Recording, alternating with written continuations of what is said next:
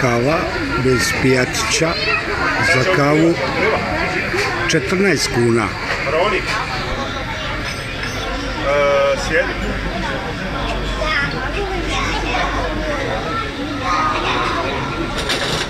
Evo ga, ovo je izašao, ovdje vidimo se. Sok u plastičnoj čaši 15 kuna.